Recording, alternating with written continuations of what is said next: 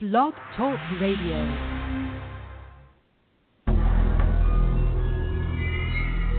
Does a monster roam the remote forest of North America?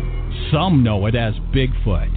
Others call it Sasquatch. Eyewitnesses describe a creature covered with hair, walking on two legs, towering over 8 feet tall, and sporting massive arms and shoulders. Join us as we examine the evidence, interview the eyewitnesses, and ponder the mystery on Sasquatch Watch Radio.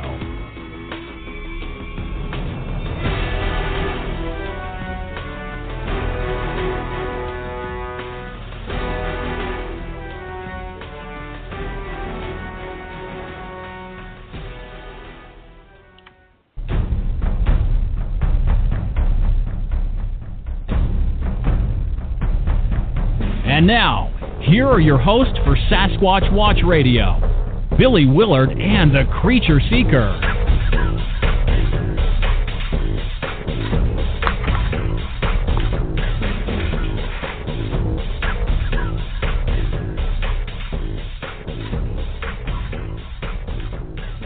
All right, folks. Welcome to another episode of Sasquatch Watch Radio. Today is April 15th, tax day. Y'all get your taxes done. You know, you gotta pay those taxes. I want to welcome everyone tonight. I'm your host, Billy Willard, and as always, we would like to remind everyone that our show tonight is brought to you by Audible.com.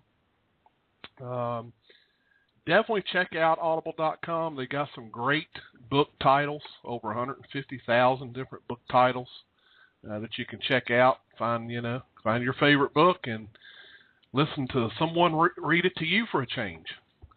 They got some pretty good selections, so definitely check that out. And of course, since they are our sponsor, you do get a special gift if you go through us.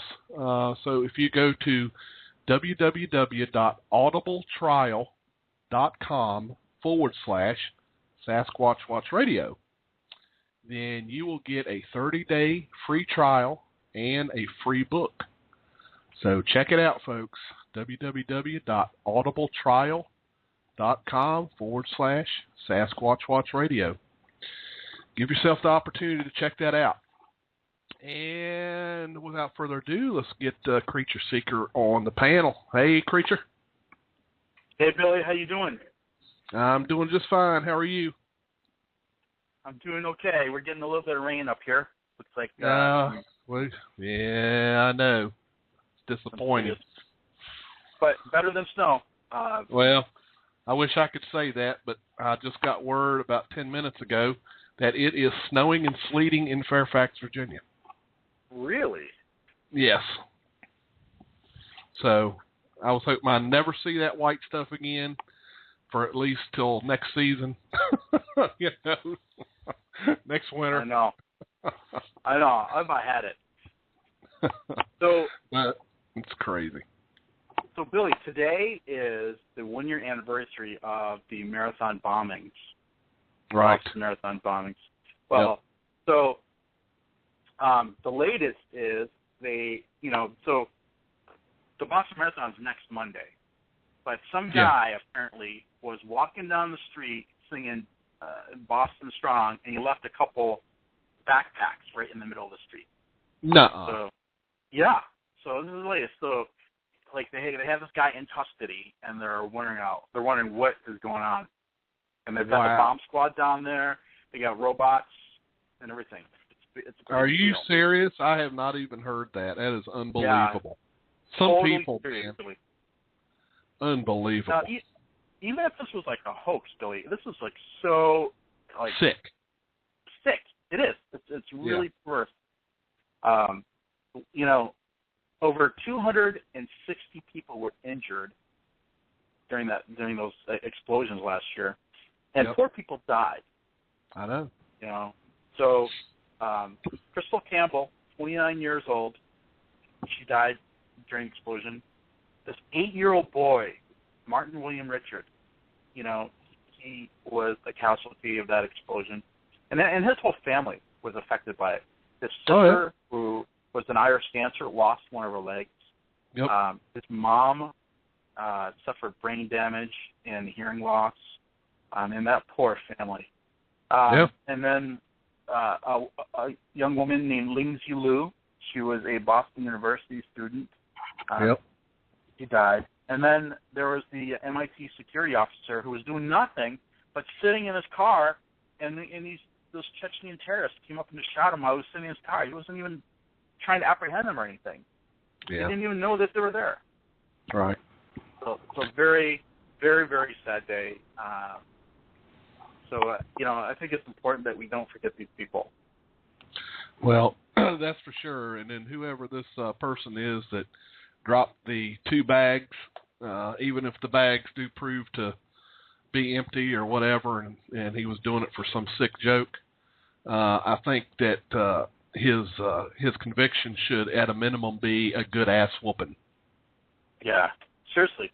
I mean, chance, Billy, chances are, it probably is some sort of sick joke, but because if he really wanted to bomb people, he would have done it during the marathon. He wouldn't have done it like this early, Right.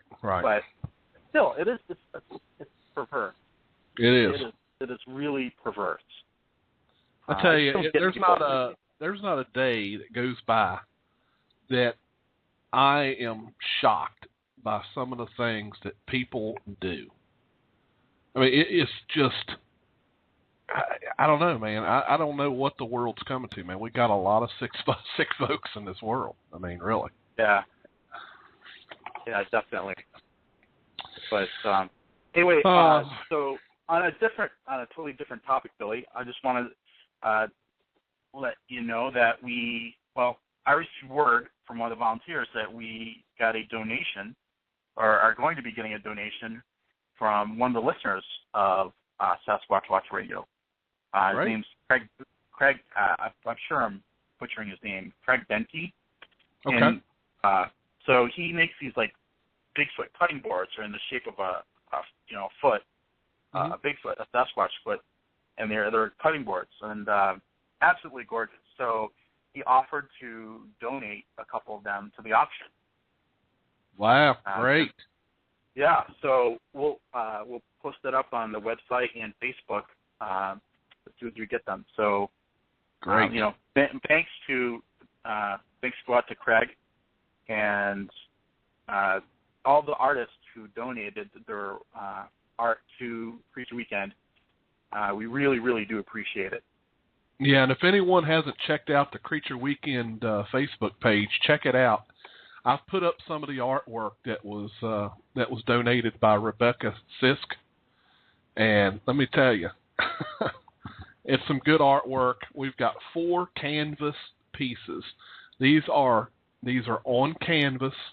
They're beautiful pieces, and they will also be available at auction at Creature Weekend. So, Bruce, I wish you and I were eligible to get the auction items, but I know, Billy, I get to enjoy them for a little while as I look Billy, at them every day. As an attendee, when I used to attend these conferences, it was great to be able to bid on these items. But now as one of the volunteers, I see these beautiful pieces of art, and they're going for a good cause. By the way, a portion of the proceeds will be donated to Dollars for Scholars. So last year we donated over $1,000 to Dollars for Scholars, the Guernsey County chapter, and $500 went to the elementary schools in Guernsey County that participated in the Bigfoot drawing contest. And so we donated $500 worth of gift certificates to those schools. Yep. So that's great. It really is a great cause, and in addition to it being fun, Billy, and educational, I'm glad that we can raise money for Dollars for Scholars. Yeah. Well, it's good. It's good to give back to the community. We come up there and we spend time up there with folks in that county, which is where Salt Fork is located, and it's nice to be able to give back to the community. Right. you know, and it gives you a good feeling inside because you know you're helping somebody. So yeah, I have to tell you, one of Go the ahead. most rewarding things, Billy, was so you were involved with the Bigfoot drawing contest that we had last year. With those, we had I think 300 submissions, and those 300 were narrowed down from I don't know, there were thousands. Yeah. Oh yeah. And oh yeah. We posted them, so we put them all up on the walls down there at Salt Fork, and there's one. The whole hallway was just plastered with these, you know, Bigfoot drawings that these elementary school kids did. Oh yeah. And I have to say, you know, I was never that talented when I was that young. You know, I was drawing stick figures, and these kids are just, some of them are really talented. They're all pretty good. You know. Oh yeah. Yeah, they really are. It was really difficult. It was really challenging to try to pick a winner out of them because yeah, it was so good. I'll tell you what was hilarious was Pat Spain was having a lot of trouble, you know, and he was looking at the artwork, and he's like, man, this, you know, I didn't think he was going to be able to pick one.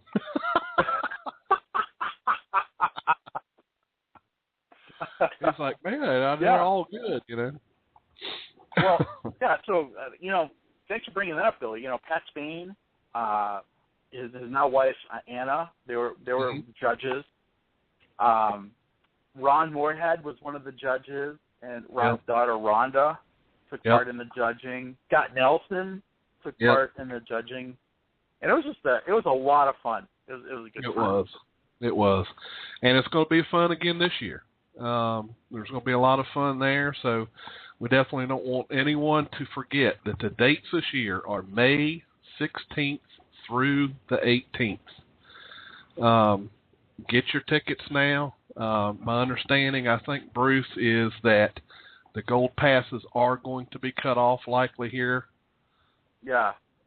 In probably just a couple days. Yeah, I would imagine that they'll probably sell out probably within the next couple of weeks. Last year, the gold passes sold out before the conference, and the conference was earlier last year than it is this year.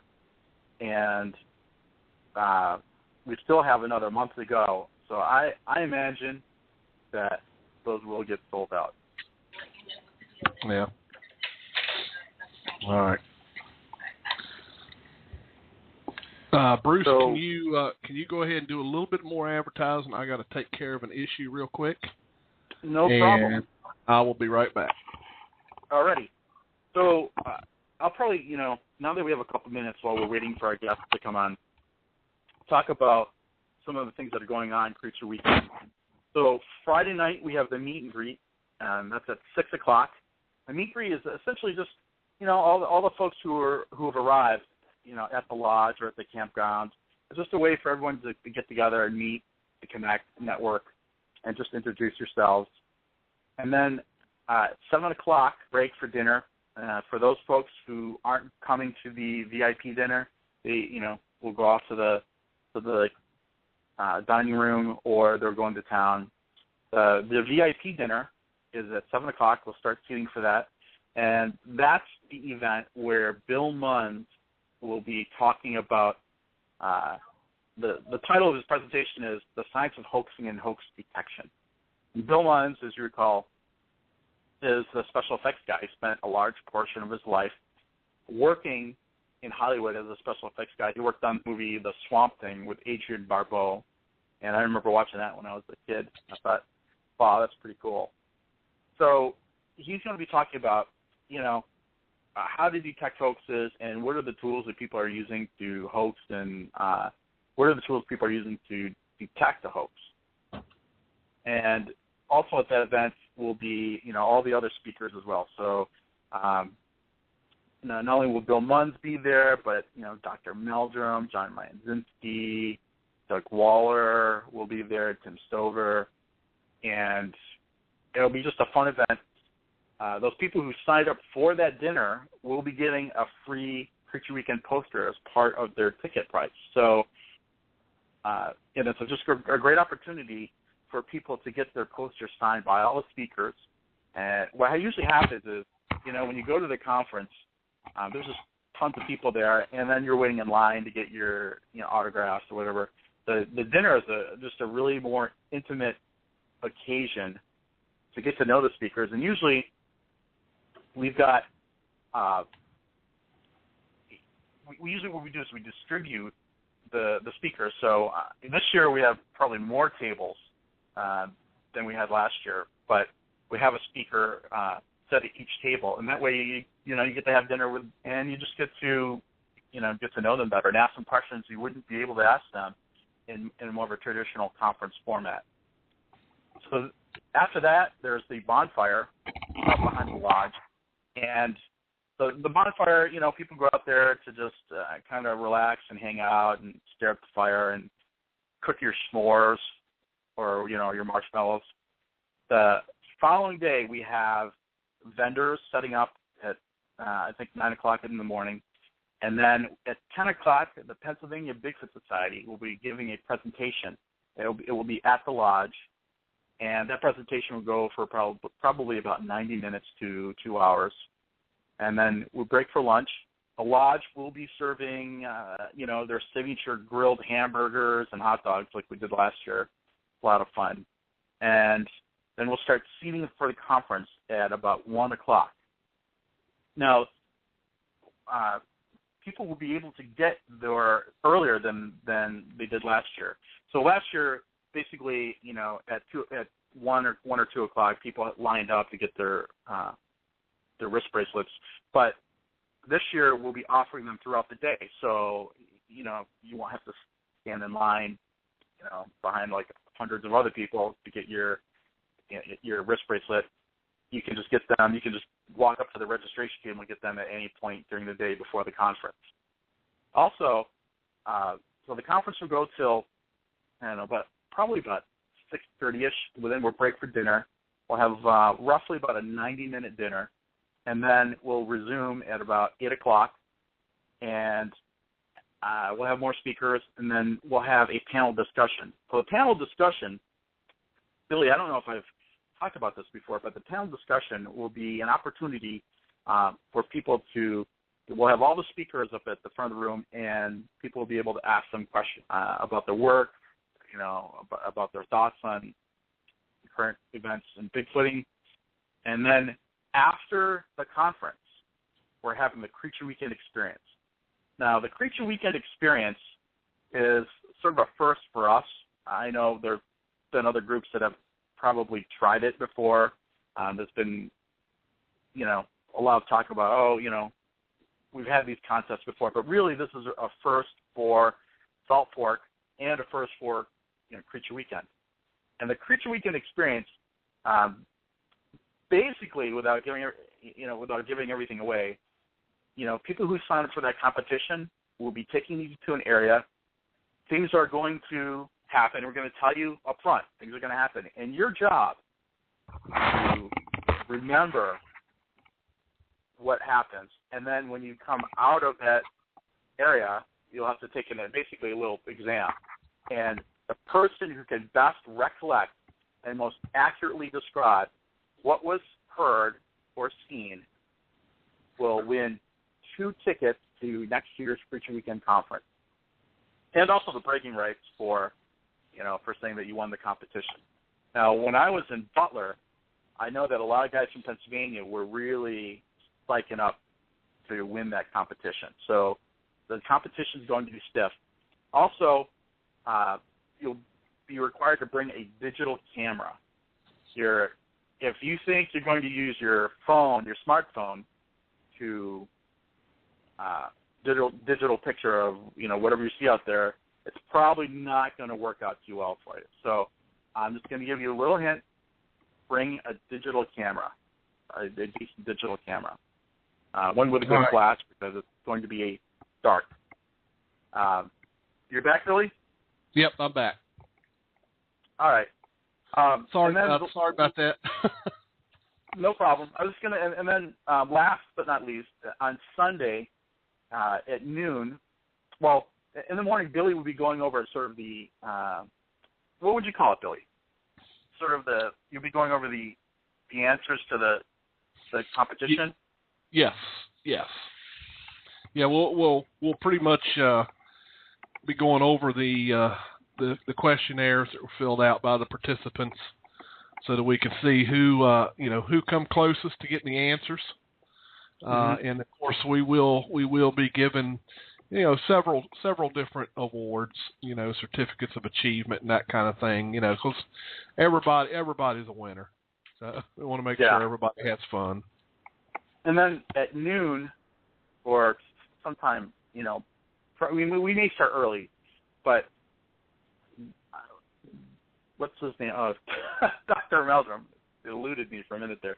Dr. Meldrum will be leading a evidence collection class based off of his Sasquatch field guide. And so he had asked for us to keep that group kind of small. And let me just say that I tried to keep it as small as I could, Billy. I know. But there were just so many people who wanted to be a part of that event.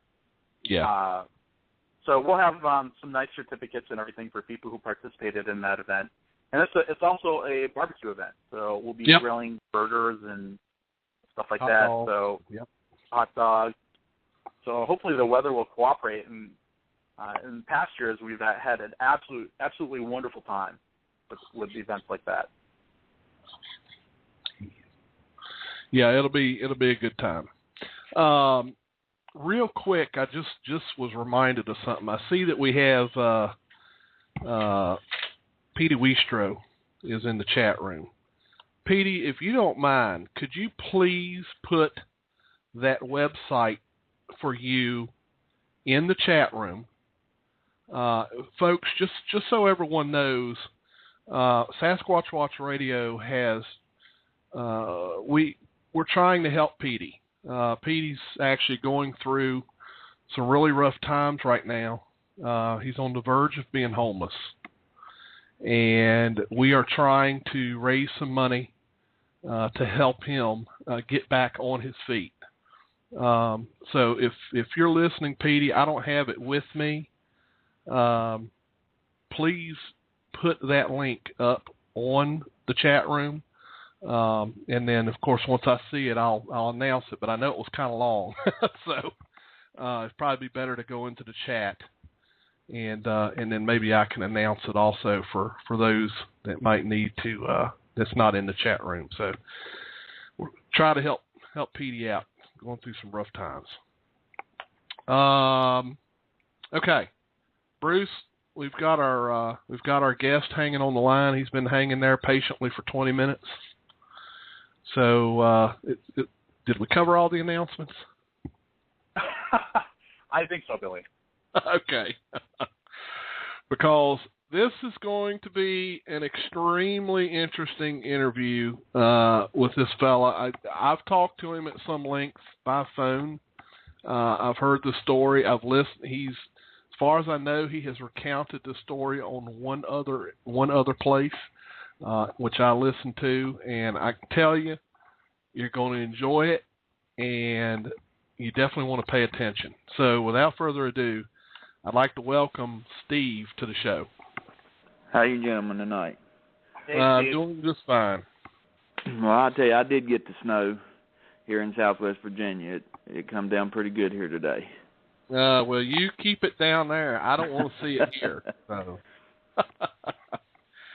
I don't want no parts of that. So, Steve, we're going to get right into your story, but kind of give everybody a background of who you are. Are you a Bigfoot researcher, or are you just a plain Joe?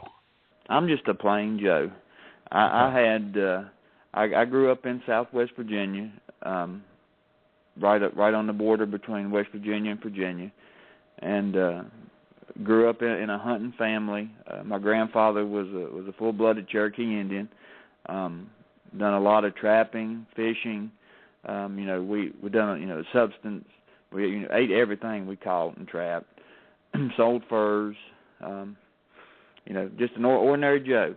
Just never believed in Bigfoot. Never saw any proof of Bigfoot.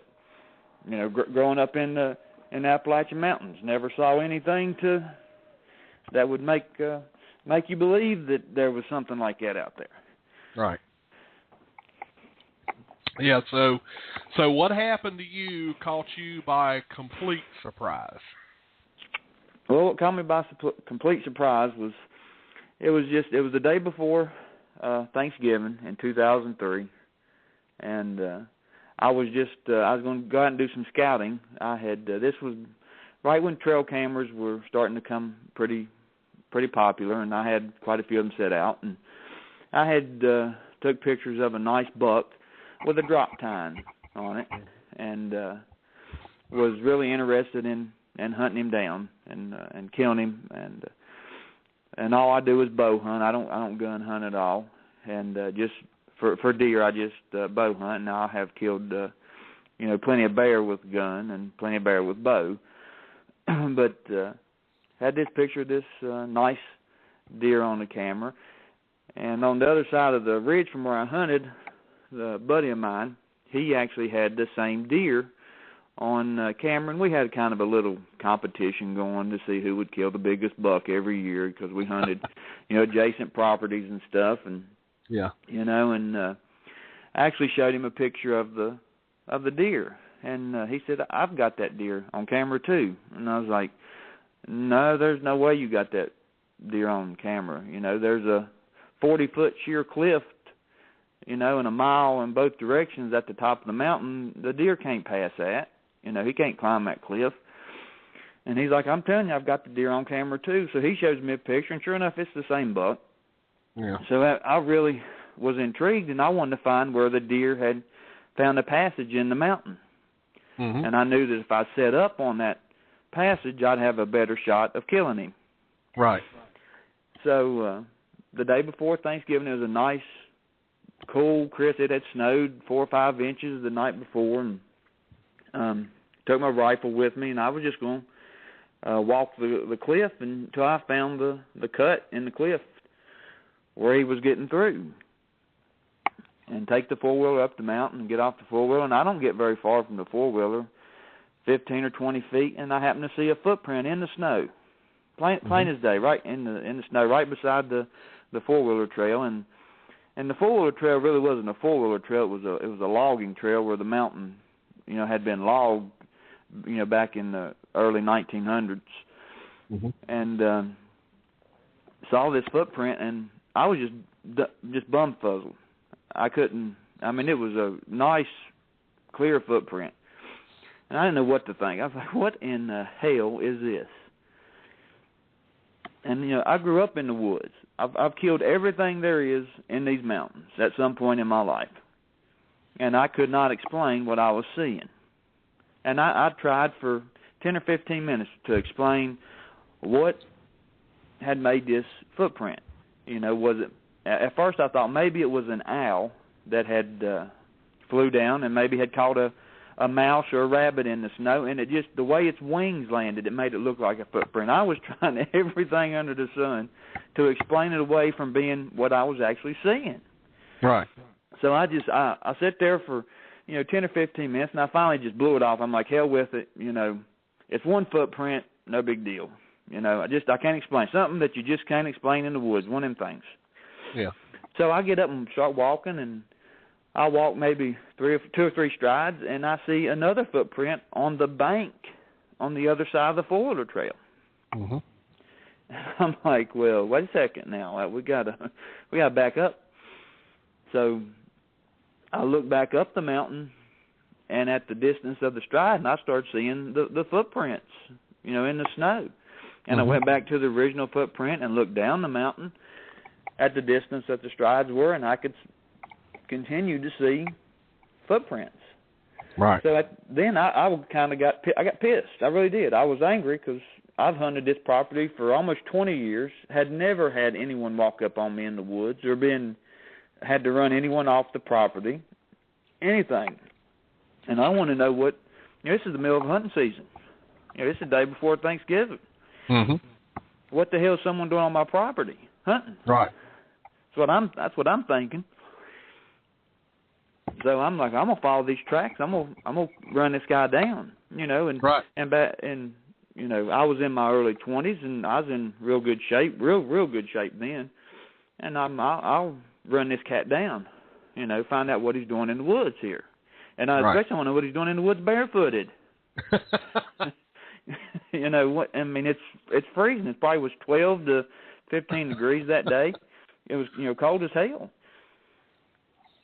So I get at a pretty good pace, you know, after the footprints, and you know, I would probably go 60 or 70 yards, and I'm starting to realize, I'm like, damn, this guy has got the awful longest damn stride that I've ever seen. You know, he's taking three strides to my one, you know, or to three of my strides to his one stride. I'm like, this is just, it's not possible. Right. So I keep on after it, and, you know, I stop a couple of times because I was humping it pretty good after him. Yeah. You know, and you know, I had my rifle with me. I didn't have the bow with me. I took my rifle with me because I wasn't hunting. I just took my rifle in the woods because there's a lot of black bear here. Right. So I get, you know, up in the woods. I'm probably maybe 150 yards away from the four-wheeler, something like that. And at the base of the tracks are moving up the mountain toward the cliff. Mm-hmm. And I'm like, well, you know, maybe this guy knows where that gap is in the mountain, you know, in the cliff. That's where he's headed. So at the base of the cliff is all laurel thicket. The whole base of the cliff is nothing but laurels. The whole distance of it. Right. And I'm getting up close to the laurel thickets, and I can see the track. You know, it's a beautiful day, just pristine, nice and clear. And I can see the footprints leading into a big laurel thicket. So I'm like, okay, you know, what in the world's the guy doing crawling in a laurel thicket now? You know, he's barefooted, now he's crawling in a laurel thicket. You know, maybe the guy's trying to get away from me. You know, maybe he knows I'm after him. So I'm easing up to a laurel thicket, and I get probably within 30 yards, 25 yards, something like that, a laurel thicket, and I can see something in the laurel thicket, black. Mm-hmm. And I'm like, I'll be damned if that ain't a bear. Because I can see something, and it's big. Yeah. But all I can see is its ass end of it is to me. And I'm like, that's a damn bear, you know. And I have a bear tag. And I'm realizing that's a big bear. You know, that's a bear worth shooting. So I'm, you know, getting a little bit close, and you know, I'm realizing I'm too damn close. Right. You know, to and I'm waiting for the bear to run. Really, you know, at any minute now, because 99% of the bear that I've ever crossed in the woods, they're going to run from you. They don't stick around to see what you're doing. They run from you. They make a point to run from you. Right. And this thing hadn't moved any, you know. I could tell that it was, you know, moving its upper body some, you know, but it wasn't making a whole lot of movement. So I'm sneaking up on it, and, you know, and I'm getting ready. I'm like, I'm just going to shoot it, you know, which I thought was right behind the shoulder. You know, it was, I didn't have a real good shot on it, but as close as I was with the rifle I was using, you know, I'd shot plenty of bear with it before. He was going to have a bad day. Right. And so I pulled a gun up, and you know, and I'm trying to get it in the sights there, good. And I hear the damnedest mess down the hill to the left of me, and it sounds like a bear climbing a tree. I mean, something's just tearing this tree up, and it startles me, and I think that I'm going to see a cub climbing a tree, is what as in my mind, I'm going to see a cub running up a tree. And I look to my left, and then that's when it started. Yeah. I see a Bigfoot 15 feet in the tree staring dead at me. And if your jaw can hit the ground, my jaw hit the ground. Mm-hmm. You know, I was as dumbfounded could get. at seeing it. I was just like, that's not possible. Right. What I'm looking at is not possible. I didn't believe in anything like that. And your heart just stops. Mm-hmm. And for lack of a better word, you just, it just stops. Mm-hmm. And it scared me. It scared me pretty good. Does it still bother you, Steve? I mean, to think about it. Oh yeah, it annoys me pretty bad. Yeah.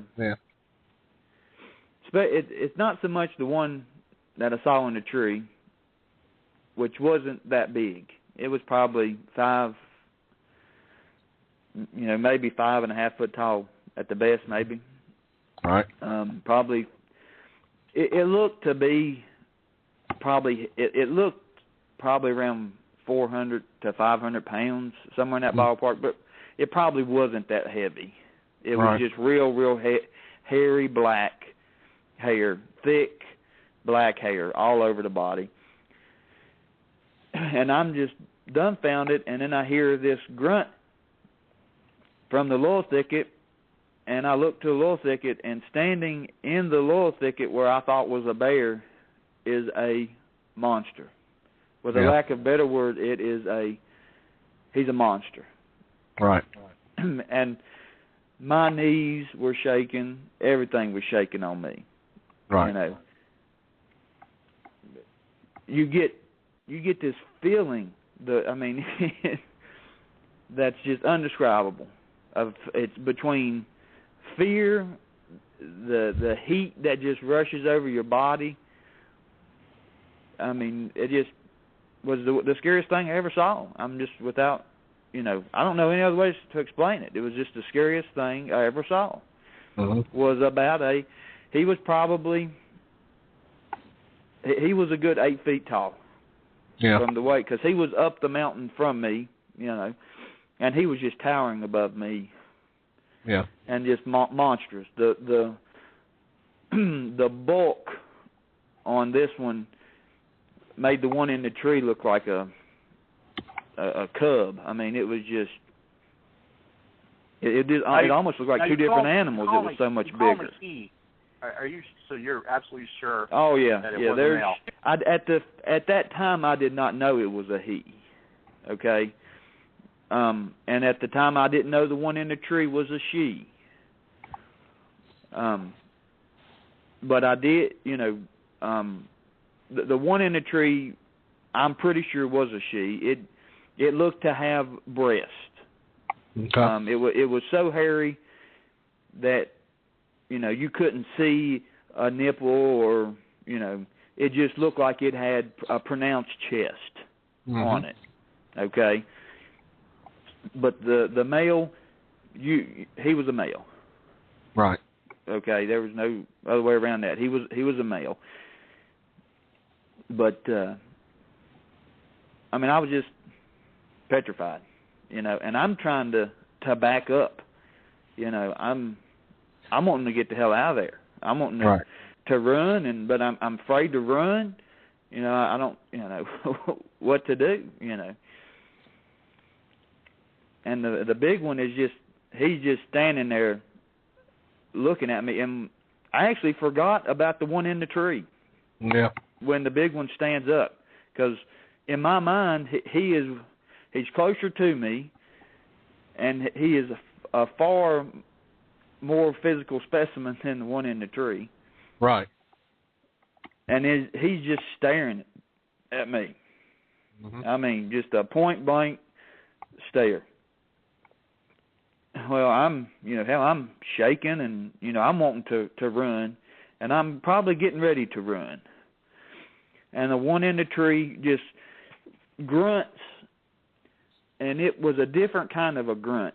It was almost like you could feel the grunt. All right. It was like the grunt hit you. It wasn't like the grunts before. It was this grunt felt like it actually hit your body. And when it grunted at me, natural instinct for me was I just threw the gun up straight in the sights, and I pulled the trigger. There was no hesitation. There wasn't no, what am I doing? I mean, straight crosshairs was on the chest, and I dropped the hammer quick. Yep. And this thing, I don't know if it fell out of the tree or but it came out of the tree one way or the other. Yeah. So what'd you say, Bruce? Oh, I was wondering what caliber rifle? It's a .243, and I was using 90 grain ballistic tip shells, and if a .243 is not a very high powered rifle. There's a lot bigger rifles out there, but when you use a 90 grain ballistic tip, it puts a hole in a deer. You can put your fist in. Yeah. Mm-hmm. I mean it does a lot of damage, and it's a good flat shooting gun. So I shot the one in the tree, and when I did, I just at the same time that I shot it, I knew I hit it. Right. You can see I could see the dust, the impact, and the dust kind of come off the coat of the animal, and then I just I turned to run. Right. I don't give a damn what it is at this point. I'm just wanting to get out of here. I'm wanting to run. So I turned to run, and as I'm turning, I'm trying to inject another shell because I think I'm going to have to shoot the big one. Right. I'm thinking that I'm just going to, as soon as I get this shell in, I'm just going to go ahead and shoot this one in the lower thicket too, and just wherever the chips fall after that, is where it's at. Right. That's how scared I was. Yeah.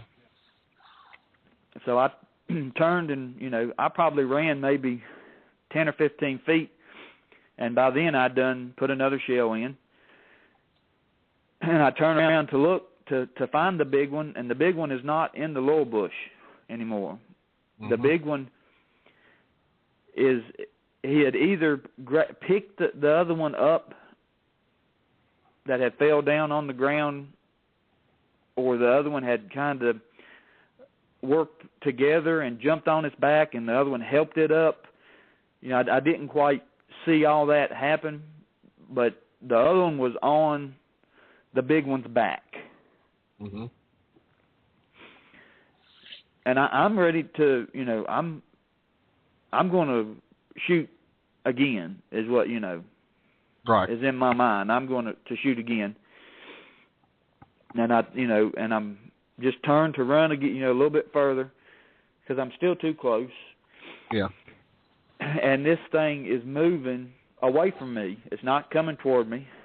And I'm still I'm running, but I'm glancing back every couple of steps, And one of the glances back, this thing has already made it up to the cliff face. And then I turn and look, and I actually stop. And this thing goes up a sheer cliff, Billy, that at points of it is past vertical, Mm-hmm. It goes up this sheer cliff like magic. I don't know any other way to explain it. It climbs this cliff in a 50 foot cliff. It climbs in 2 seconds, maybe. Wow. It may have been, no more than 3 seconds. It's up this cliff fast. I mean, with no effort, with this one on its back. Right. And tops the cliff. And when I saw it up the cliff, I turned, and that's when I really started to run. Yeah. And ran to the four-wheeler, and I was actually, got to the four-wheeler, and I was still scared. I didn't know. I never put the gun down, the entire time. jumped on the four-wheeler and hauled ass off the mountain. Right. I mean, flew off the mountain. Now, what did you do? Once you, I assume you went back home. Yes. What happened after that? I mean, what? I guess, did you have to think about what had happened, or? Well, I get on park the four-wheeler in the garage. And I sat there for a couple of seconds on the four-wheeler, not, just trying to catch my breath, because it was, I rode the bike pretty hard coming off the mountain there, and, you kind of get an arm pump from riding as fast as I was. So I actually get off the four-wheeler, and I was going to grab a 5-gallon bucket and sit on it, and before I could grab the bucket, I just vomited. Just threw up right then. Yeah. So I had some water, and I rinsed my mouth out and sat on the bucket for. It ended up being probably more like an hour that I sat on the bucket. Just could not, fathom what had just happened. I was just trying to think that what in the hell just had happened. Mm-hmm. And I'm replaying it and replaying it and replaying it, and thinking to myself, what in the hell did I just shoot? Mm-hmm. What was that? What the hell was that? And I was dumbfounded. I couldn't, I couldn't think straight. You're searching for answers and there's no answers. You're just at a loss. Right. So finally, I got up off the bucket and went in the house and took a shower and started to watch some TV. But I was still thinking about it. I was just in a daze. And my wife finally said, Steve, what's wrong with you? Since you've come in, you didn't spend much time in the woods, because I'm usually go in the woods in the morning, 30 minutes before daylight, and it's an hour after dark before I come back. You didn't stay long in the woods. What's wrong? And I'm like, you ain't gonna believe what I'm, about to tell you. She's like, well, what is it? And then I tell her what happened, and she's like, are you sure? And she really didn't believe me at first. Right.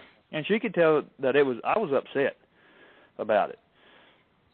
And she's like, well, you ought to call a game warden, because what if it was a bear that you did shoot? And I'm like, I'm telling you, I didn't shoot no damn bear. You know how many bears I've shot in my life. Yeah. I didn't shoot a damn bear. I know what a bear is. That was not a bear. She's like, well, I still think you ought to call a game warden. So I'm like, well, you're right. I probably ought to call a game warden. So I call a game warden's office, tell them that, needs an officer to come out, that I may have shot a bear. Right. Well, this is the day before Thanksgiving. Right. Didn't think that a game warden would show up Thanksgiving Day, but that's what happens. A game warden shows up Thanksgiving Day at my house, wanting to know what had happened. So I tell him everything. Well, he gets out a notepad, and he's, taking down some notes. And when I tell him that I think that I shot a Bigfoot, I don't think I shot a bear, he just rips his notepad up, takes the paper, just wads it up, and is like, buddy, I don't have time for this shit. It's Thanksgiving. I would like to be home with my family, and you're telling me you shot a damn Bigfoot? And he's making fun of me. Right. I'm like, buddy, I don't know what else to tell you, but this is what happened, And I just thought that someone needed to know. Right. And I thought the only person that needed to know was the DNR. Someone in the DNR needed to know. Right. What had happened. So I thought he was just going to leave, Mm-hmm. Well, he's like, well, can we go to where it's happened? I'm like, yeah, you can get on the four-wheeler and I'll take you up there. Right. So we get on the four-wheeler, and I take him to exactly where I had stopped when I saw the first footprint. Right. So we get off the four-wheeler, and I'm starting to walk toward where the shooting was. Well, he don't walk to where the shooting was. He walks completely the other direction to where they came from. Mm-hmm. And I'm like, where are you going? He's like, I want to see where these tracks came from. Because he thinks that I'm joking him. Mm-hmm. I'm like, well, okay, whatever. So we start down the mountain. Right. And we get out of the freeze line into some mud. And we're following the tracks down the mountain further than I did to when I had the encounter. We probably go 300 yards down the mountain. And we run into, we get out of the freeze line and we get into some mud. And that's when he changed his attitude, was when we saw the prints in the mud. Mm-hmm. When those prints were in the mud, you could see, I don't know that they are dermal ridges or, but damned if they didn't look like real feet then. Right. In the snow, you could just tell that they were footprints. Right. Looked like a footprint. But in the mud, as a whole different footprint, completely different looking. And that's when he changed his whole attitude. Mm-hmm. He's like, let's go back up the mountain. I'm like, okay. And I'm like, well, I don't have a gun. I kind of would like to have my weapon with me. He's like, you don't need a weapon. I've got a weapon. I'm like, sir, if we run across what I ran across, that little 9mm you're carrying on your hip, we're in trouble. Yeah. He's like, don't worry about it. We'll be okay. So I'm like, okay. So we go back up the mountain. We go to hiking, and it takes us probably 20 minutes to hike back up. Mm-hmm. So we get up there to where I'd shot the animal and the Bigfoot, and because when I told him the story that there was two, we never found the entire time one set of tracks. Mm-hmm. We never found a second set of tracks. Okay. The entire time. I have no idea where the one in the tree which direction it had came from, but it wasn't close to the one that went in the laurel thicket. Right. When I was behind it. Mm-hmm. I don't know if it was just further out the mountain and the big one was walking back toward it. I don't know, but we only found one set of tracks.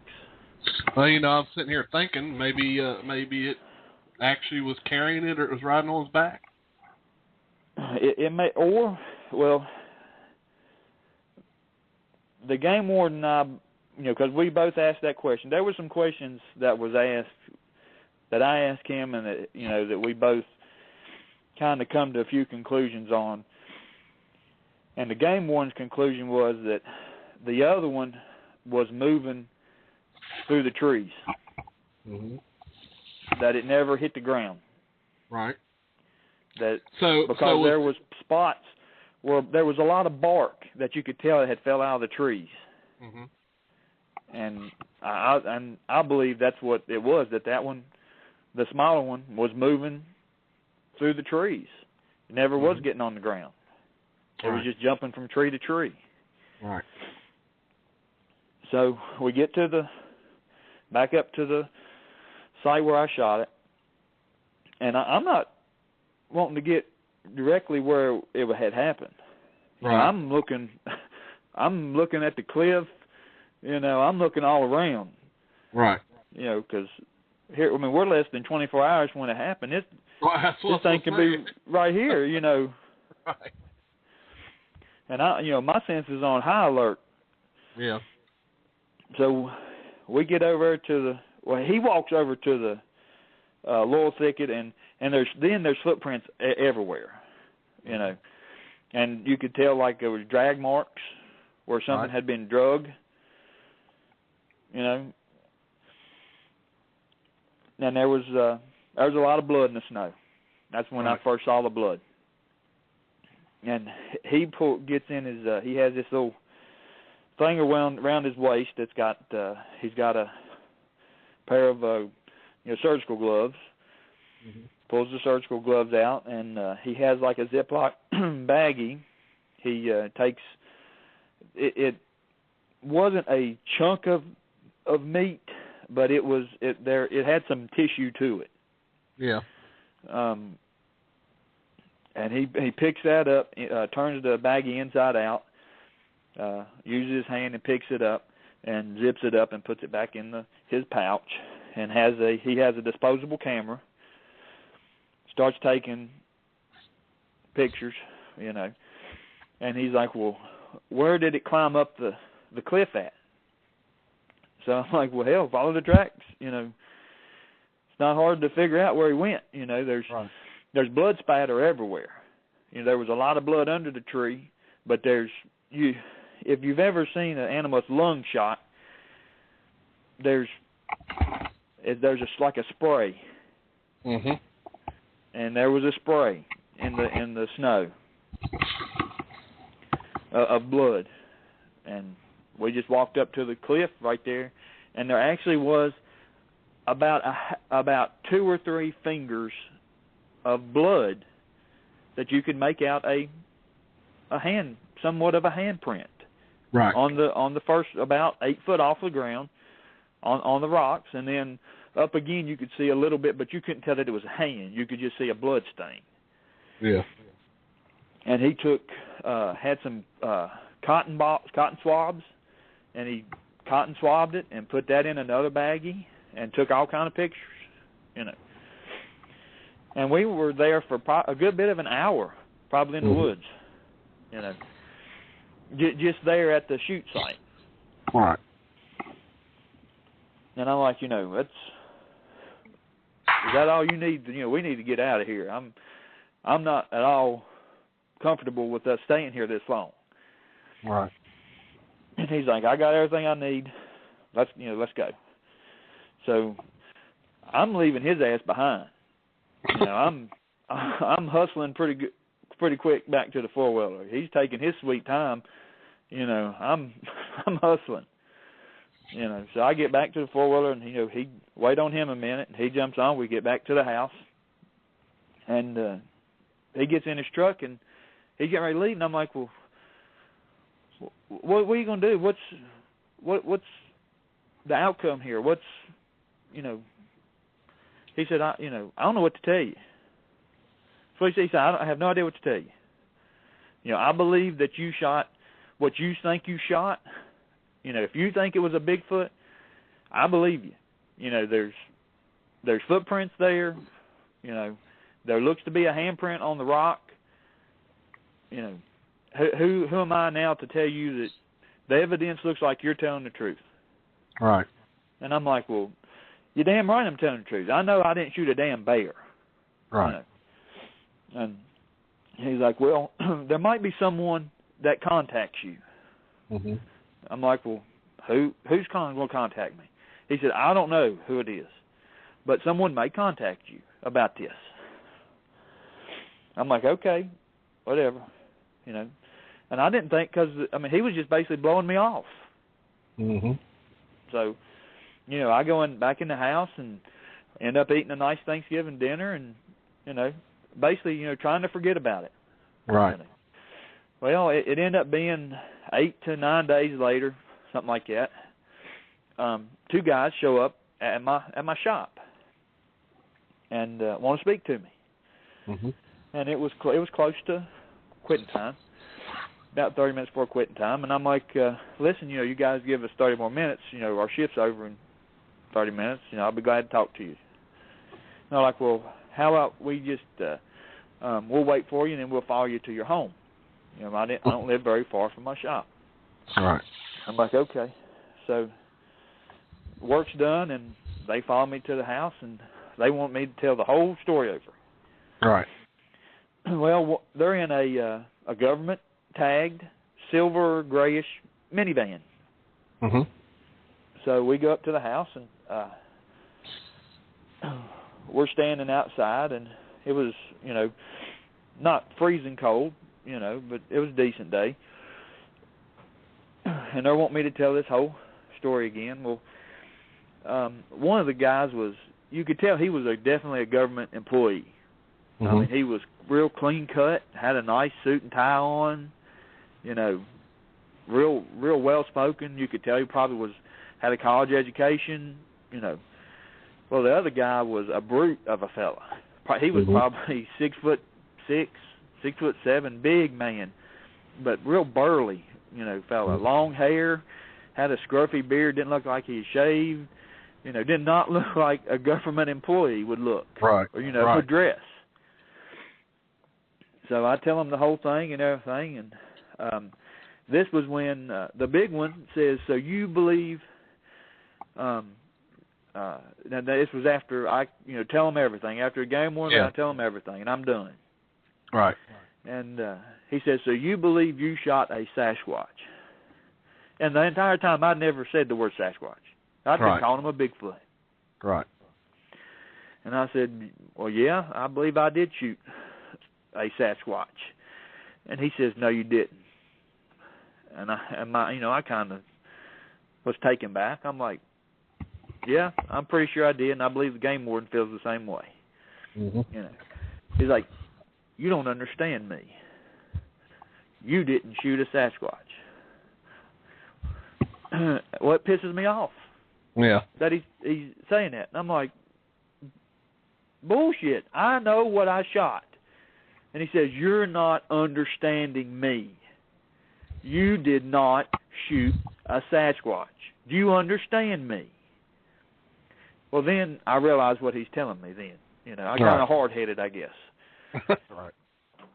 That he's basically threatened me, telling me to, keep my mouth shut about what happened. Mm-hmm.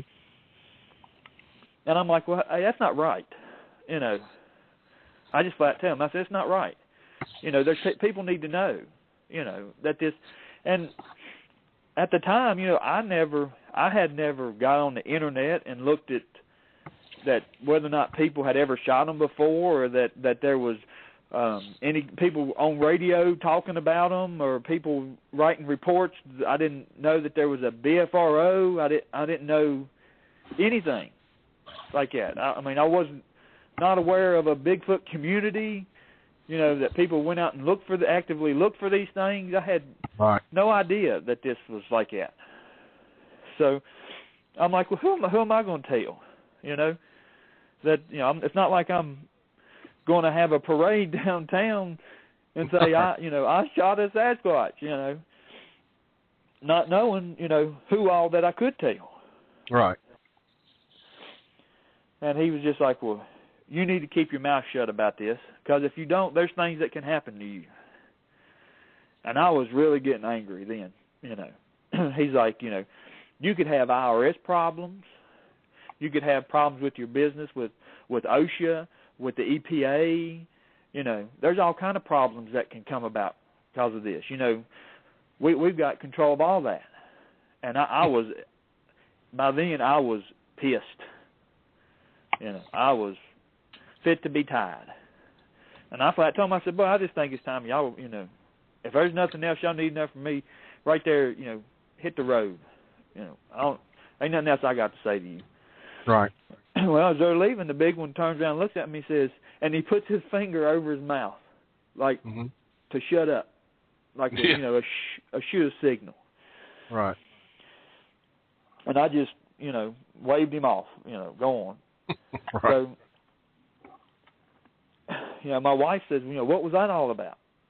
And I said, well, it's just they don't want nothing said about it, and I really don't want to talk about it. Who's going to believe me anyway? I said, you didn't believe me at first. I said, it wasn't like I don't have proof. The damn thing got away. You know, who's gonna believe me anyway? Mm-hmm. And she said, well, you know that you shot it. You know what you saw. And I'm like, yeah, but, there's no proof. The game warden's got the proof. She's like, well, why don't you go back up there and there's got to be more blood, right? I'm like, yeah, there probably is. So I was going to wait until the next day, and I was going to go up there, and I was going to try to get some collection of try to find hair or blood or whatever, something. Mm-hmm. And now this is when it got completely batshit crazy, off the wall crazy. Yeah. That night, we hear helicopters all flying up and down the valley all night long. I mean, just nonstop from dark to 3 or 4 o'clock in the morning. Mm-hmm. So I get up the next morning, and I'm gonna go before work. I'm gonna go ahead and go up there and, as fast as I can, see if I can get some blood or some hair and get the hell off the mountain. Right. Well, I take my four-wheeler plumb past where I had parked. I'm trying to get as close as I can. Well, I get probably within 100 yards. Well, there is no tracks left. There's nothing left up there. The snow looked like it got shoveled off the mountain. It's all gone. Nothing there. I'm like, what the hell happened? I mean, it looked like a herd of elk run through there. I mean, it was just like someone had took a broom and had swept all the snow away. It was all gone. So I just get my shit and I head off the mountain. And I'm like, that's crazy. I tell my wife, she's like, well, what do you think someone was up there with, with the helicopters and stuff? I said, I don't know, but it was not the same site that we left with the game warden. I can tell you that. And we both agreed that we probably just ought to leave it be, that we don't need to talk about it. And I did for 10 years. I kept my mouth shut. Didn't say nothing. The only person I told was my father.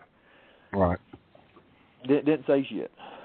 So finally, it just started irritating me to death that I'd kept this inside, So I started, about a year ago, I started getting on the internet, and I started realizing, that's when I started to see that there was a BFRO, that there was places that you could report this to, that there was people that you can talk to, that's had sightings, and I started seeing shows on the History Channel, and stuff, people having sightings and all this stuff, and I'm like, well, there is people that you can tell this to. And my wife's like, well, you got to find someone you can. So that's when I found the gentleman that I told the story to the first time. Mm-hmm. And with Crypto Crew. Right. So I tell the story to him the first time, or so it probably was maybe a day later, something like that. Mm-hmm. I get a phone call on my phone, and it's gentleman doesn't. It's a private block number on my phone, and says, tells me, calls me by my name, and I said, yeah. He said, you were told not to speak of this, and I didn't know what he was talking about. I was like, what are you talking about? Talk about what? He said, you know what you spoke about to Tom Markham with Crypto Crew, and then it dawned on me that I gave my report to him. Mm-hmm. He said, we told you to keep your mouth shut. And I'm like, hey, I waited 10 years. I didn't say nothing. I said, I'm telling you, I don't care what you think y'all can do to me now, but if y'all want to get it on, we can get it on. I'm not hiding from y'all. Y'all ain't going to scare me or threaten me into not talking.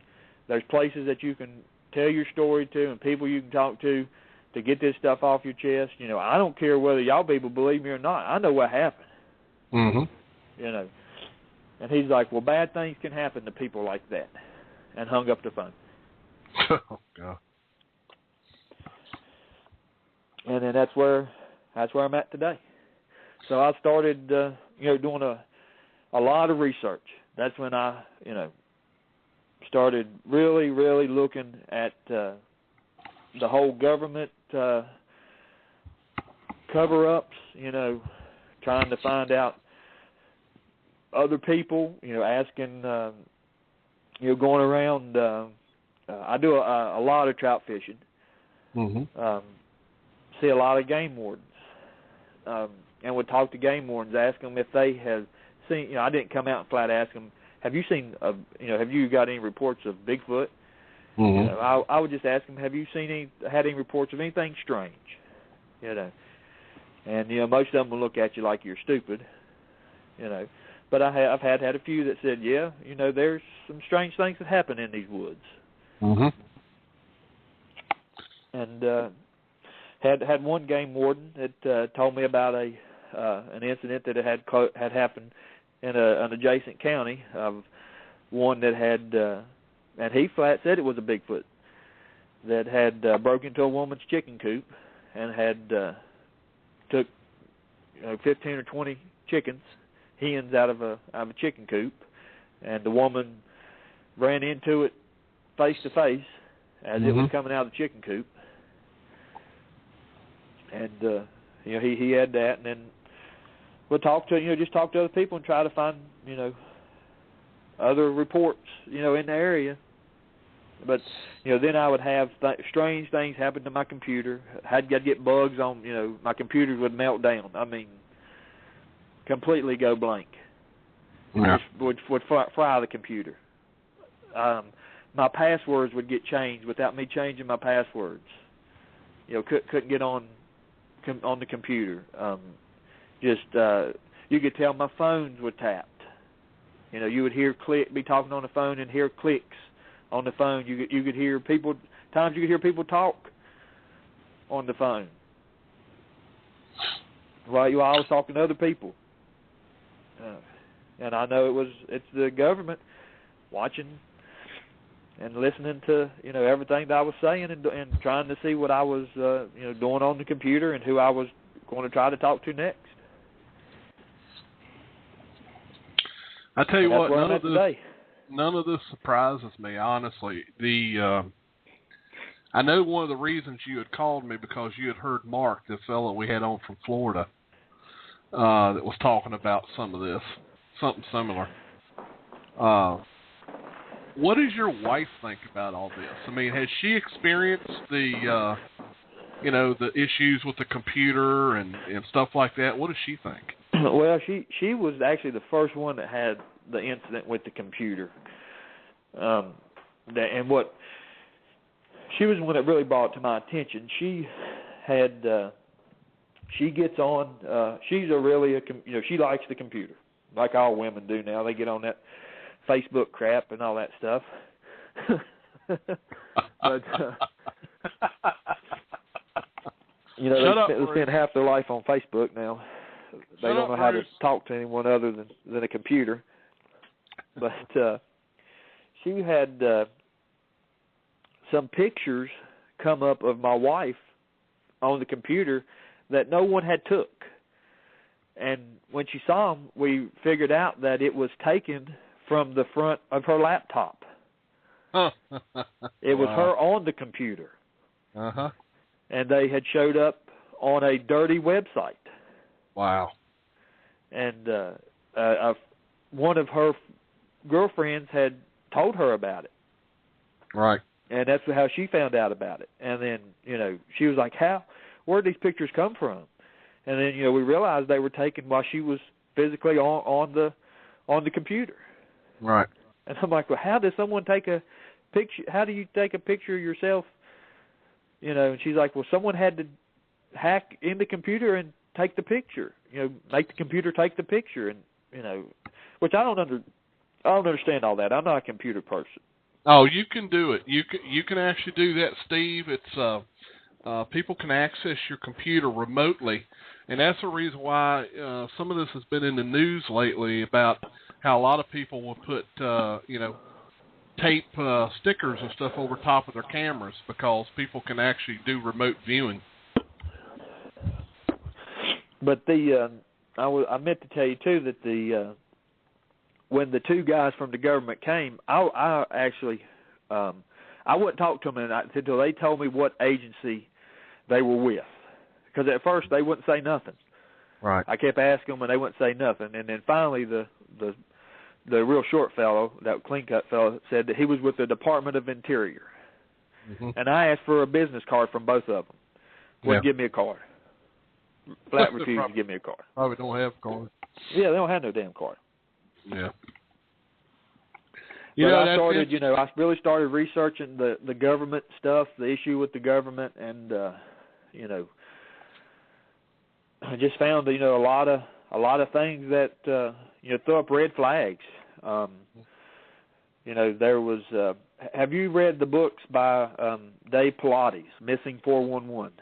Yes, yeah. I do have the one that he did on the East Coast. I do have it. Is that not unbelievable?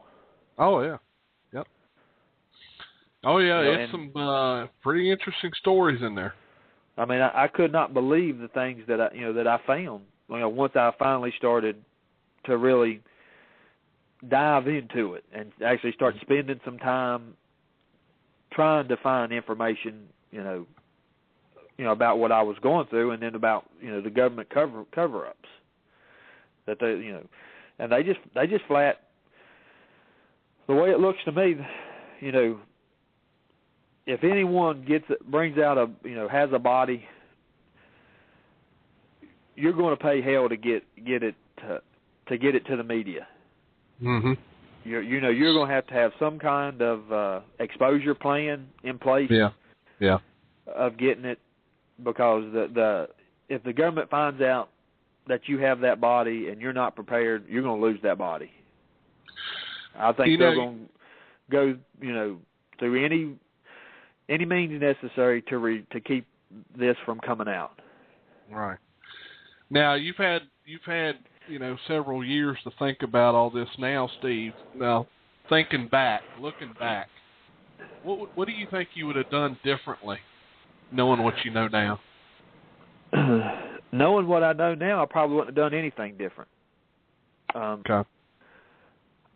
Because I truly believe that I was in a bad situation. I don't think that these animals are your friend. I don't think that they want to, have a Jane Goodall moment with you. Okay, I don't think they want to sit down and play patty cake. They are a dangerous animal, and if you're get caught in the wrong situation, I think that you may not end up walking out of there alive. Right. From the size of the big one, the small one wouldn't have had a problem hurting me. But the big one, the one thing that I remember most about the big one was the size of his hands. I mean, mm-hmm. he was the whole body was massive, but his hands it looked like when I first done the report with Tom Markham, I said that his hands looked as big as a major league outfielder's baseball glove, and that's how big they look. That's how big they are. I had a Marine tell me one time that had a sighting, said that their hands were as big as dinner plates. Yep. Not this thing could palm a beach ball, mm-hmm. like LeBron James palms a basketball. Yeah. Just a massive creature. After you calm down and you get rid of the fear, leaves you. I understand why people want to. They are an unbelievable specimen. I guess if some people may want to think that they're a beautiful creature. I mean, I'm sure that there are people out there that think that, you know, and that's fine. That they're entitled to that. But they are truly a freak of nature specimen. Their proportions are, they're not, I mean, it's just not natural. You're looking at it, it's not natural. You're looking at something that you've never seen before. You have nothing to compare it to. You know, a bear, you know, I've killed 6 500-pound black bear. Mm-hmm.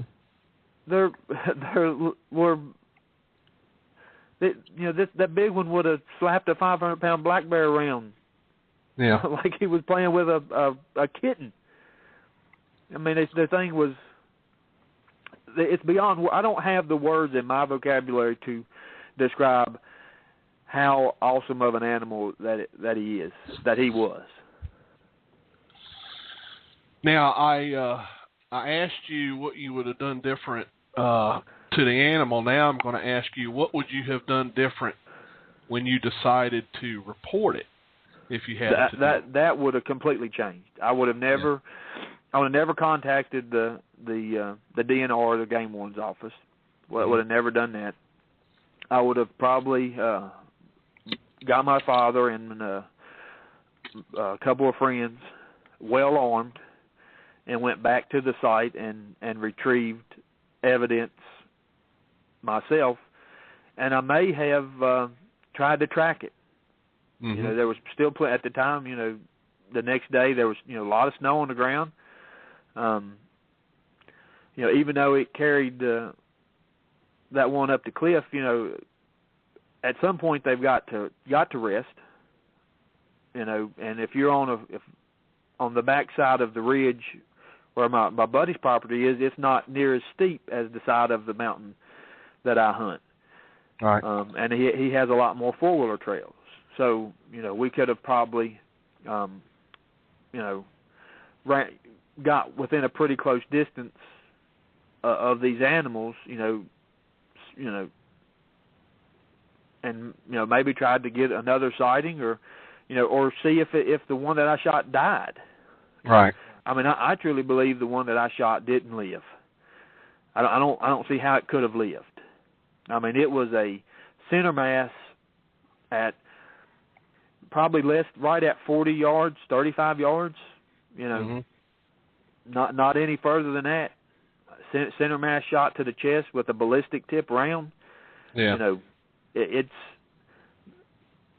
I mean, I can pretty much guarantee that the shot had a complete pass-through on the animal with the amount of blood that there was. You know, it had to have a pass-through. And right. And I'm pretty sure it was a lung shot. Right. And probably got a good artery. And I don't see how that animal could have any way that it could have lived. You know, right. Not knowing how many animals that I've killed in my hunting since I was 5 or 6 years old, when my grandfather showed me everything about the woods. And that's another thing that I kind of want to share with people. My grandfather, it was every weekend we were in the woods. We didn't have Xbox, PlayStation. We didn't have none of that stuff. You got lucky on Saturday if you could watch about an hour worth of cartoons. Mm-hmm. And after that, you were outside. Right.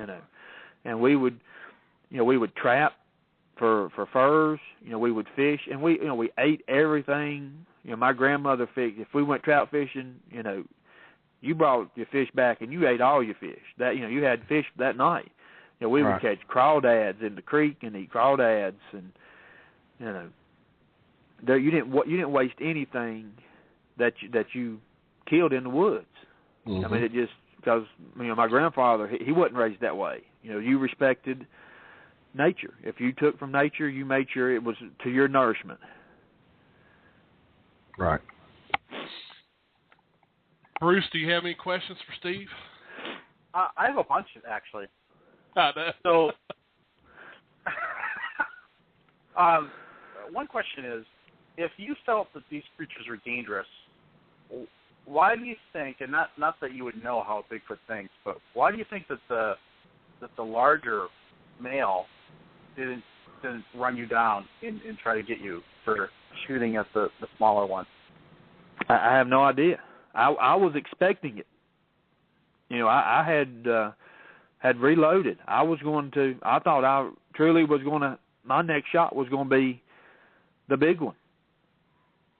And I had started to run and glanced back, just enough to rechamber around and turned, and he was no longer in the lower bush. He had done stepped out from behind that, and the other one was on his back.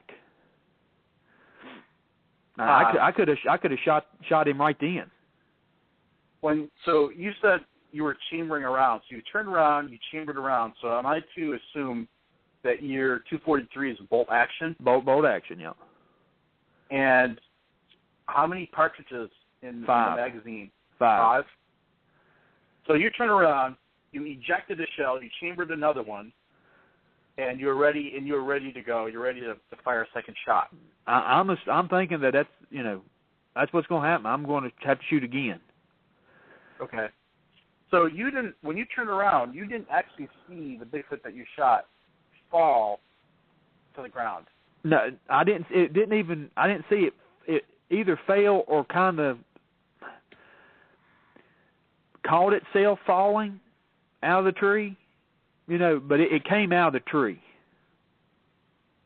So it didn't fall out of the tree. You're saying it jumped out of the tree. No, I don't know that it jumped out of the tree. Okay. When I shot it, it looked to be, when I took my eye out of the scope,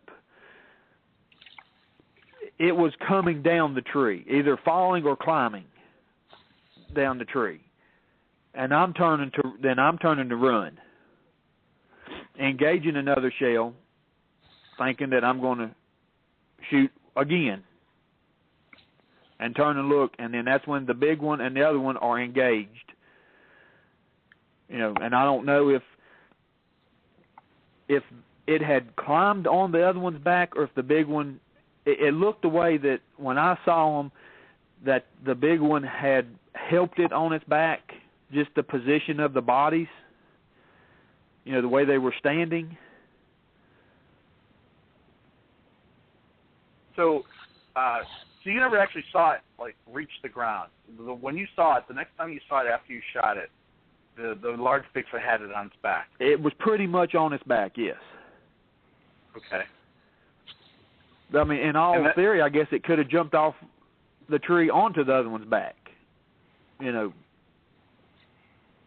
Was there any? I'm pretty sure that it fell to the ground. When you came back with the Ranger, right, and you took those samples, and then in the plastic bag, did you see a spot in the snow or anything where it might have fallen? Well, that's what it looked like. It had been, that it actually had been drug away from the tree. That's why I assumed that it had fell out of the tree. When we got there, it looked like there was a drag mark in the snow. Okay. And just so everyone knows, the live broadcast is getting ready to go off, but we're going to continue a little bit in the archive. So if you want to hear the rest of the interview, you can log in and listen to it in the archive. But we want to thank everybody for being on the show tonight before we go off live. So just wanted to put that out there. Before we take off here, I want to grab this caller that's been holding on for about 20 minutes. Caller from the 540 area code, you're on the air. Hello? Yes. Oh, okay. Hi. I haven't called for a while, and this is Mary. I'm down in Spotsylvania. Yeah, Mary. And hello, everybody. Hello, Mary. I had a comment to make about the government thing. Okay. It seems that it's so sinister that everyone or more people like Melba, in her reveal. Mm-hmm. I think the government has something to do with trying to, throw out all kinds of, red herrings or whatever to discredit. Well, I think you're absolutely correct. With the studies, the studying that I'm doing, that I've found, is the stuff like Melba Ketchum, and then some of the stuff that is put on TV, like the mountain monster stuff, the Finding Bigfoot, the $10 million Bigfoot bounty.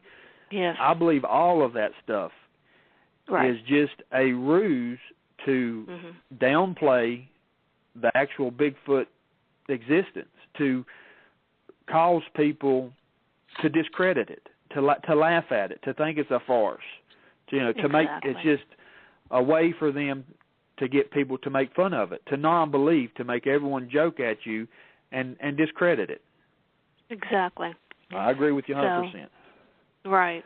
And my comment about, I'm not in your shoes. I'm very, anti-kill, but I respect your position. That when he retrieved the female, I think his first desire was to, keep that body from getting, used. And, I'm sure he has feelings for whoever. If that is his mate, or it could have possibly been a sibling, but I agree with you that it was a mate. I'm pretty sure. Right. That was the so case. To me, they're not really. I love all animals, but I think they're a little bit more sentient than they are more sentient than what we call, game or animals. Right. They have they communicate with one another, and given them the chance, I think they would like to communicate with us. I am on that fringe side, but I think there is something to this revealing, that in this 21st century, we're finally the truth is finally coming out. And good on you. I really respect, what you're doing. You're a very brave man in this thing, because the government is too sinister. I agree with you 100%. And who would have thought that of the two, communism could be the lesser of two evils. I mean, it makes me really sad to say that, but that we've allowed this government to take over our lives. It's really, I think we're at a critical juncture here. I agree with you 100%. I'm glad that someone come on and said that, because I'm a patriot. I've always believed in America. I was raised that way, that you believe in America and you don't talk down about America. But it's not right the now people in are America, the good people. It's the government that that's I'm right. really disgusted with. The black, the shadow government or whatever it is. That's. Well, it goes way deeper where than the anything trillions with, are going with Bigfoot. To. That's what a lot of people don't understand. This with our government, it goes way deeper than the subject of Bigfoot. There are quite a few other subjects that are probably way more classified than Bigfoot. That are out there that they are truly trying to keep from the world, not just from the American public, from the world. You know, this happens in other countries. They're an octopus. It's an octopus, and it's not only our country. It's it's a conglomeration of global attacks on people. So anyway, that's all I meant to say. Thank you for allowing me to get on a soapbox, but I really enjoyed the show. Thanks a lot, Mary. Yeah, thanks for calling in. Okay. Bye. Bye. But I truly agree with Mary. That's something that we all are going to have to fight in the very near future, is putting our government back in its place. Yeah, well, we almost saw that happen in Nevada, didn't we? It looks that way, don't it? You can only push the people so far, right? But back to the Bigfoot subject. Yeah. How many types of Bigfoot do you all believe that there are out there? I'll be honest with you. My honest opinion, Steve, is that I am completely uncertain that I can even answer that question. People like yourself who have had an actual sighting have probably a whole lot more input on that than someone like myself who has never had what I would consider an actual sighting. So I feel that I can't really answer that question. Well, I can only truly say that I know of one, type of Bigfoot, mm-hmm. But listening and, researching the other eyewitnesses that are out there, I truly believe that there are probably three. That there is, I truly believe there's one that has a dog face, mm-hmm. has some kind of a snout on it, and that there is one that is probably a little less hairy, or that is maybe a little bit smaller. That is probably down in Florida and in the southern Georgia area. Mm-hmm. A warmer climate. Louisiana type animal. Right. But what do y'all think too of the Bigfoot North project with Dr. Jeff Meldrum, Todd Standing, and Lee Strauss? Well, I don't know. Bruce, do you have an opinion on that yet? I don't. I'd actually have to see, what comes of it. So I just don't want to make any pronouncements about it when I don't really know that much about it. Well, have either one of you saw the two photographs that Todd Standing has produced as being a Bigfoot? Yes, I have. What do you think of that? My personal opinion of that is that it's not authentic. I agree 100%. That's not, well, it is nothing of what I saw. Looks nothing like what I saw. Right. Absolutely nothing. Especially the lighter colored one that doesn't have any hair on its face at all. Right. I mean, that to me that looks completely like a hoax. Yeah. That's fake. My wife says it looks like some kind of deranged teddy bear. Yeah. But the one that is real dark, that has more hair on its face. Yeah. Now it does have a little bit of resemblance to what I saw. Right. But still not what I saw. Right.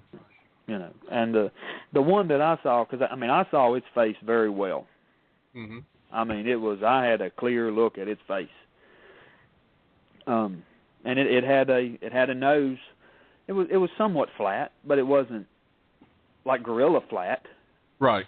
Its nostrils weren't turned up, kind of like a gorilla's is. Their nostrils were more pointing, was down on the bottom half of its nose. Mm-hmm. The only thing that I thought was kind of different from the ones that I've seen is the gap between the bottom of the nose and the upper lip Mm-hmm. was longer than I've seen in most pictures of the one that I saw. Okay. There was more distance between the bottom of the nose and the top lip, and the lips were not fat, or they didn't look like a human's lips really. Right. They weren't. It wasn't like a set of lips you could put lipstick on. Right. Okay, you could barely see the pink of the lip that was there, and I never saw any teeth. It didn't show its teeth or anything like that, and I never saw any whites of the eye. All I saw was black. Yeah. In its eyes. I never saw any whites. Right. I'm not saying it didn't have whites of its eyes. Right. It was just it had such a pronounced brow that it wasn't really that easy to see in its eyes. Its eyes just looked dark. What about the shape of the top of the head? It was hairy as hell. He had hair all over him. The only place he didn't have a lot of hair was actually in between his legs in his groin area and underneath his arms was not. I could see the skin underneath his armpits there. And he had a tannish color. Looked like someone that would have a good suntan. Right. Skin color. Right. But the shape of the head was, I guess it had a little bit of a cone shape to it, but not. It was just so damn big. Yeah. I mean, you get awestruck in the size. Right. There was no damn neck. I can tell you that. There was no neck on this thing. Yeah. I mean, it looked like it's just the muscle from its shoulders. He was so wide in his shoulders that I could have laid across his shoulders, and I'm almost 6 foot tall, and could have laid completely across his shoulders, and easy. He was that wide. I tell you, well, I can kind of start to understand why you called it a monster. I mean, that's obviously a very large creature. Bruce, you got anything else? Just a few questions. So, the creatures that you saw, you said they're very hairy. So, aside from the armpits and the groin area, so the face had a lot of hair on it. There weren't any. You couldn't see any skin on the face. No, well, you could see there was like it had like a beard. Now the one in the tree wasn't as hairy in the face, but it was further away from me, But it wasn't near as hairy in the face. You could see skin around its eyes and its nose and stuff. But but the big one now, he had like a mustache. He had hair under his nose, but that distance was long. It just looked funny that the distance from underneath his nose to the top of his lip was as wide as it was. But he had hair on his forehead down to his brow ridge, and then hair. It didn't come like up underneath his eyes, but it looked like a man with a beard, with that doesn't shave. Right. And what would you say? What would you estimate your distance from where you were to the creature that was in the tree? I was probably 40. I was no further than 40 yards. I probably was a little closer than that. So it's like 120 feet. Yeah. Right at probably 100 feet. Yep. Okay. And you were in a very heavily wooded area. It's pretty, but now there's no leaves on it. It's wintertime. There's snow on the ground. There's no leaves on the trees at all. It's crystal clear day. And I got a good look at it. And you had a scope on your rifle. Uh-huh. And what power scope was that? It's the What, 9 by 50? I don't know. I'd have to look at the. So it's like a 9-power scope. Yeah, it's a 9-power scope. Yeah, it's.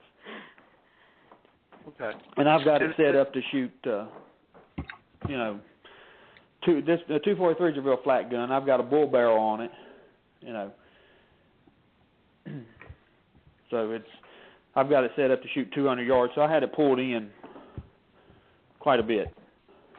Yeah, I was gonna say 9 power is pretty high powered for a 243. I mean, even snipers, you know, they use 10 power scopes. Well, this used to be you know, the fellow I bought the gun off of. He used it to, you know, they would target shoot with it.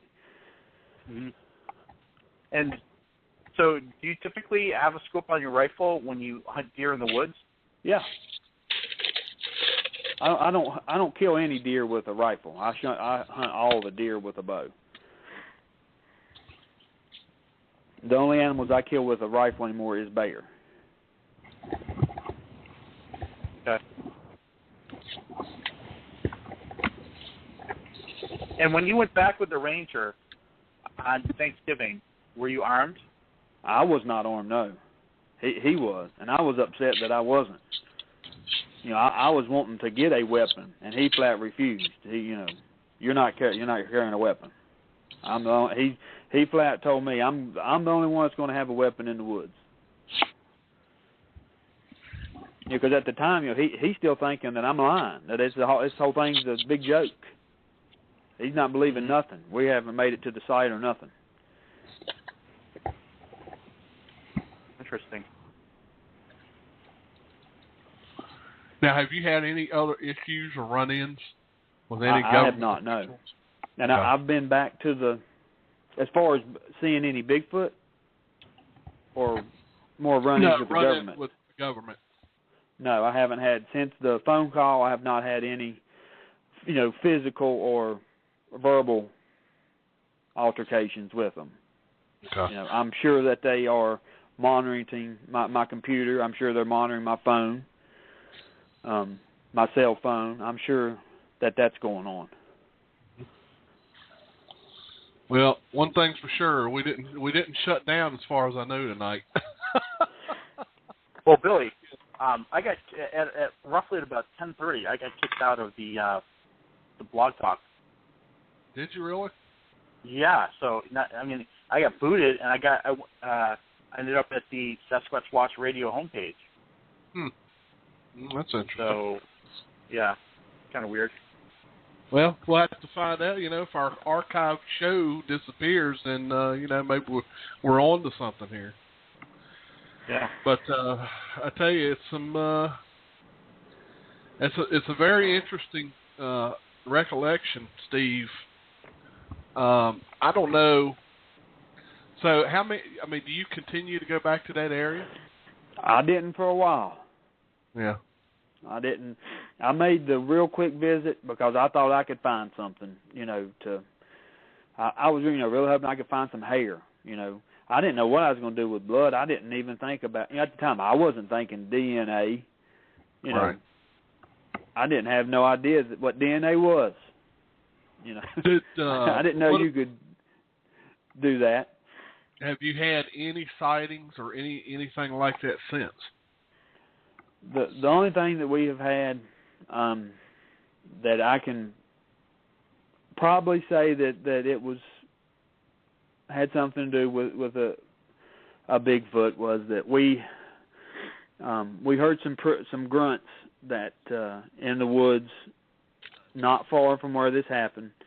Me and another hunter turkey hunting, and when we heard them, I left. Yeah. So it sounds like that possibly these things still frequent your area. I look when I'm in the woods, I'm on a different kind of alert in the woods now. I used to go in the woods like that. I would, when I go hunting, I would go in the woods without a flashlight. I mean, that's, you know, I was not at all worried about being in the woods at dark. You know, right. growing up with your grandfather that's a Cherokee Indian, you know, we camped out all the time. Mm-hmm. All the time.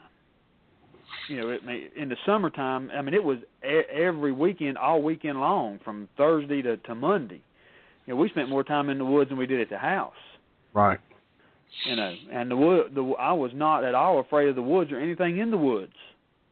Right.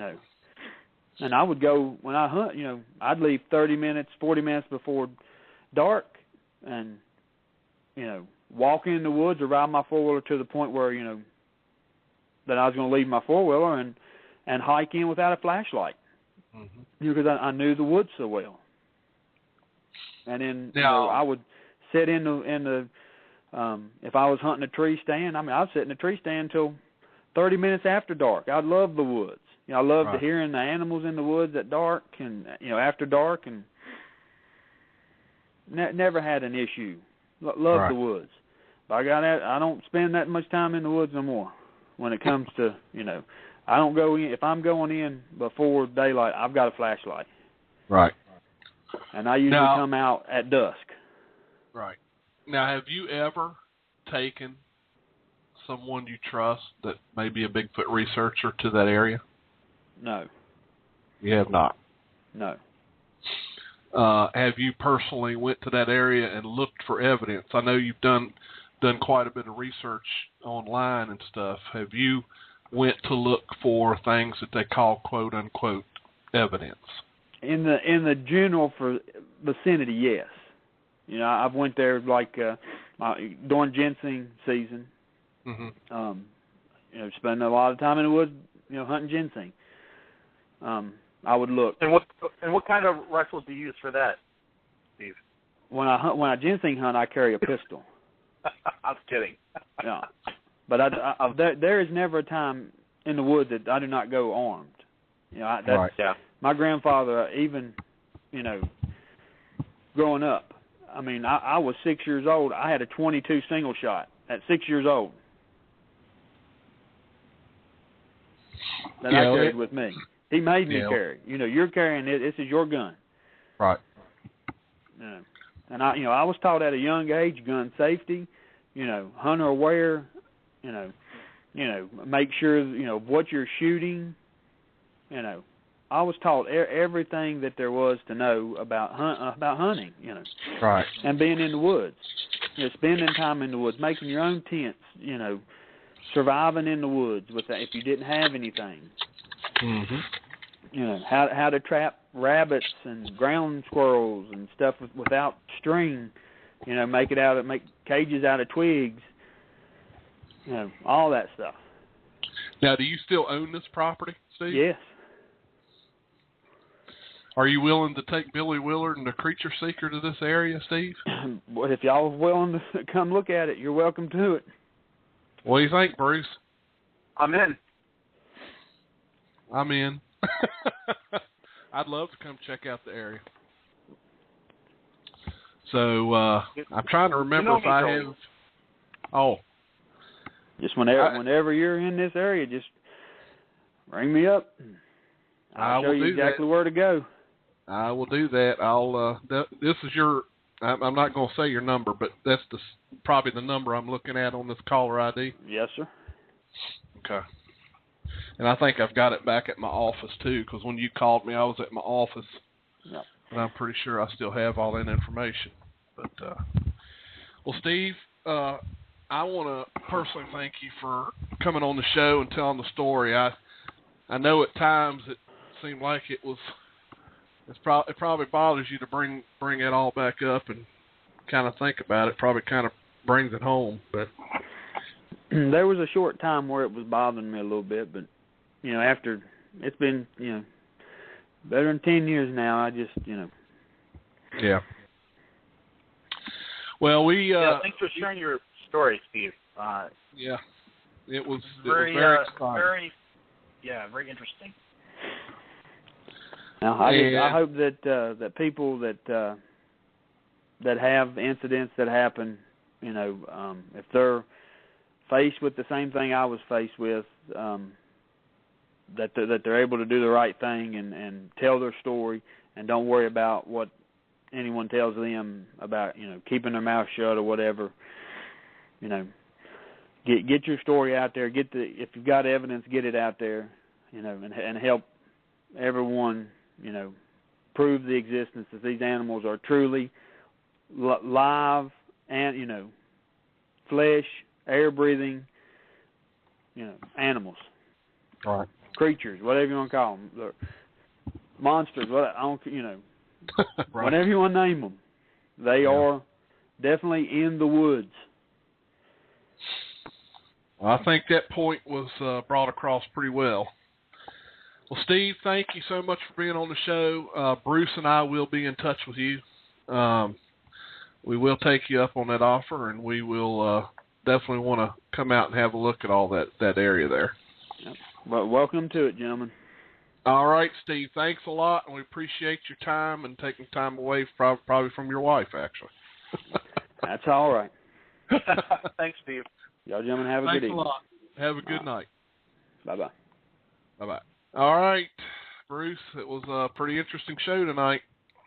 That was, and I think this probably is one of the longest shows we've had. I think so. It was darn near 2 hours, so I hope Allison's happy. I hope she is happy. She probably won't be, Billy, but I hope she is. Well, she probably won't, since you were sitting there trying to accuse her of bad cooking. Well, Billy, that fried chicken she had at the expedition at one time, that took out a couple of researchers. Well, she didn't make that, though, remember? Well, she claimed she didn't make it, but I'm sure that if it was better received, she probably would have claimed she made it. All right. Well, anyway, we want to thank everyone for tuning in tonight. I hope you enjoyed the show. Next Tuesday night, 9 p.m. Eastern, will be a Topic Tuesday show. And Bruce and I have our homework assignment here for the next week is to figure out what Topic Tuesday is going to be about. So be watching the website and the Facebook page for Sasquatch Watch Radio. And over the weekend, I will be putting up that topic so that everybody knows what we're going to be talking about Tuesday at 9 p.m. next week. Bruce, do you have anything? I'm trying to think. Is there anything we need to add? Because we're getting ready to go off of archive, too. Yeah, not that I can recall, Billy. Okay, I think we're good. But everybody keep the dates in mind. May 16th through the 18th, Creature Weekend. You don't want to miss it. Go to creatureweekend.com. Get your tickets now before they're sold out. And until next Tuesday night, 9 p.m., everybody have a great week, and we'll see you soon. Good night. Good night, everyone.